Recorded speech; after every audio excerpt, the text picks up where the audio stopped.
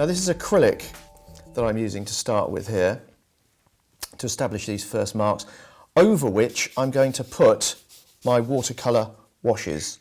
Start over here and sweep across the whole thing, covering everything with the yellow. Now this is basically to create a mood of early morning light. The sun has only just broken through, and in fact I'm going to include the sun, a watery sun, in the picture. Still working with my darks. I will be putting lights on later, but at the moment still darks.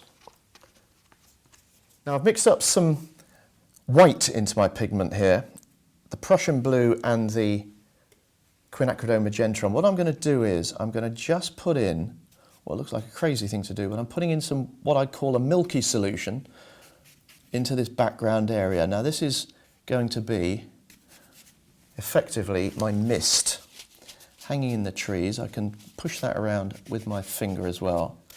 I'm now going in with some lighter, thick acrylic, because I want to chip into some of these bits of tree. They're called sky holes. The reason is pretty obvious, but it just gives a little bit of light coming through the tree branches there.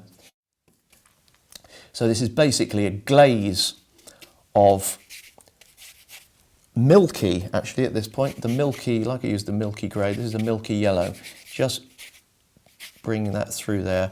And with that I can also describe the tops of some trees over here. I can negatively paint some tree shapes, just the fringe of trees running along the back there, like that. Just what my little finger's for. I'm going to pick up some acrylic on my finger and just put a white blob in there. Now, with any luck, that might be nearly round. Yes, I think we're nearly there. I've found that the finger is a very good way to paint round objects in a painting. Trouble is you get it all over your fingers, but never mind. Time for a bit of duck work over here. I'm going to pick up some acrylic. This isn't exactly a duck-shaped brush. It's in fact it's a bigger brush than I really need. But I do find sometimes you're better off with a bigger brush. You can say more with a big brush. And quite honestly, a duck is a dot and a dash. And